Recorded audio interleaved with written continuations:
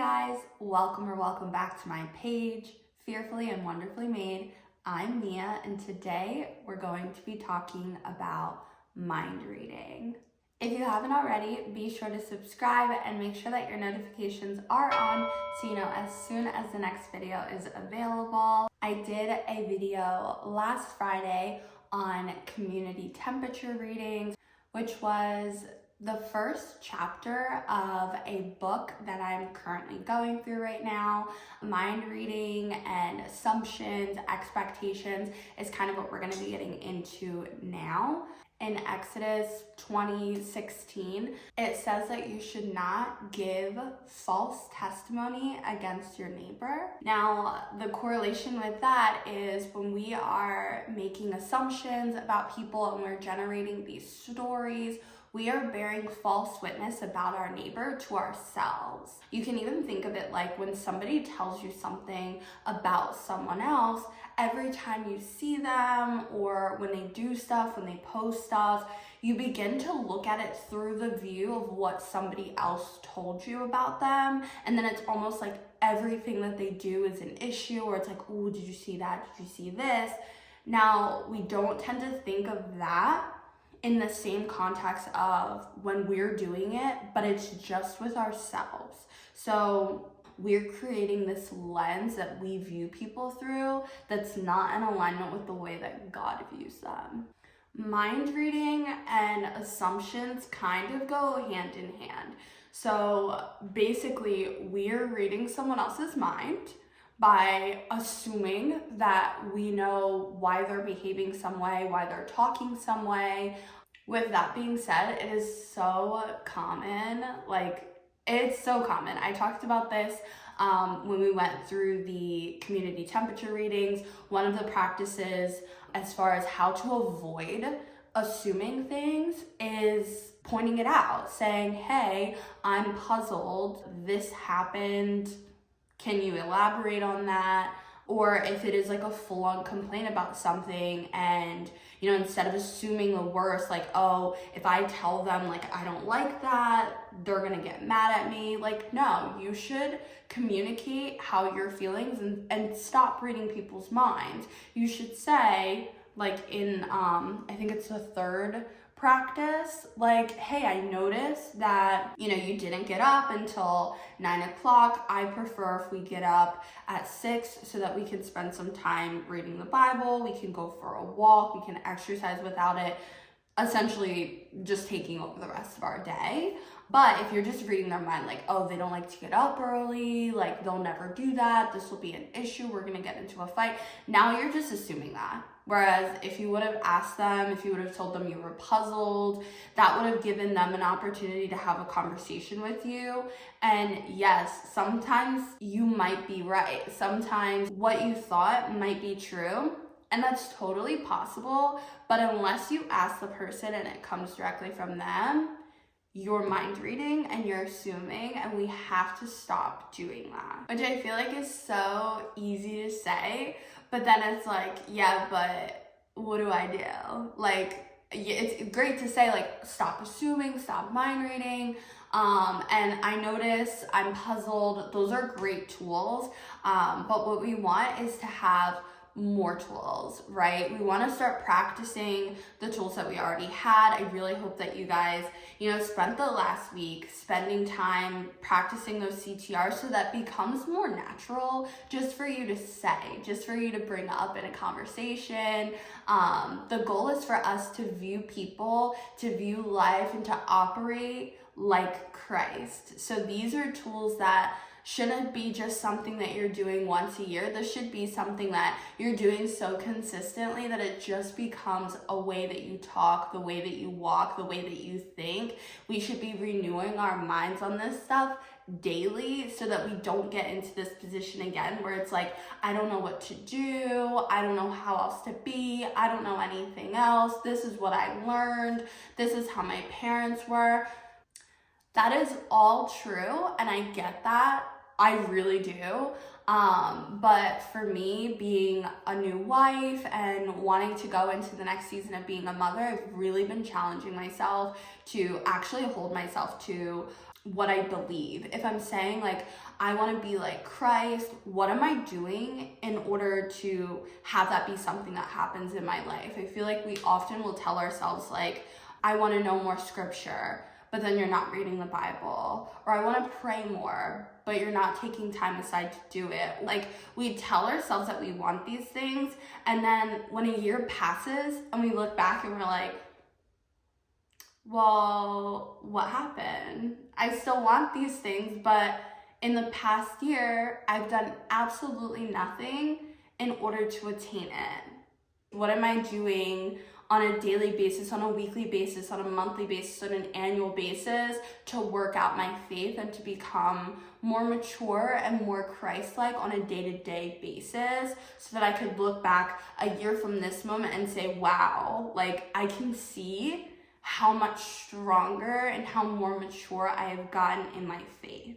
With all of that being said, the first way to practice getting away from assumptions and how to actually work that out would be to spend some time just reflecting on how the other person feels. Proverbs 14:29 says, "Whoever is patient has great understanding, but one who is quick-tempered displays folly." To say that is to say we need to not be quick-tempered and immediately jumping on the defense. We need to be slow to speak, we need to be slow to anger, and we need to understand where the other person is coming from. Sometimes I think that we will so quickly assume like, that's wrong or that's bad or I didn't like that, and we don't take time to reflect on why did they do that? What were they thinking? What were they feeling? How are they experiencing this? We tend to just look at things from our perspective and not from theirs. Once you've had some time to think about how they're feeling and try and understand where they're coming from, you don't want to assume. Like, we're trying to get away from assumptions.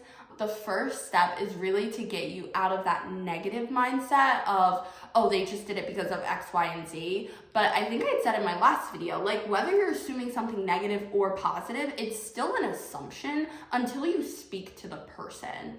So the second step of, after you take a second to think through, what might they be feeling and really consider their feelings and try to get a better understanding of where they're coming from, then in that posture, you can then go to them and ask them, may I check out an assumption with you? I think the book says, can I read your mind? I'm not really a fan of that verbiage. My husband has been saying it, but I prefer to say can I check out an assumption with you? I'm thinking some things. I just want to make sure what I'm thinking is even along the right lines. With that being said, sometimes I might be getting to a place where I'm calm and I can talk about things, and my husband is he's not there yet. So the second step is to ask them, may I check out an assumption with you? If the answer is no, then that's full stop. You can then ask them something along the lines of all right, well, would it be better if I come back in an hour? You don't want to just say no, I don't want to talk about it. I don't want to talk about it ever, You want to give the other person a specific time.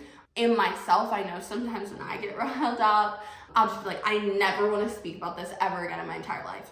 Which for your spouse might be super triggering, because they have things they need to get off their chest. They have things that they want to discuss with you, and instead of just perpetuating the issue and having this never-ending deadline, you want to be able to say all right, we can talk about this after dinner. We can talk about this tomorrow at breakfast. Give a specific time so that this isn't just something that's a never-ending issue.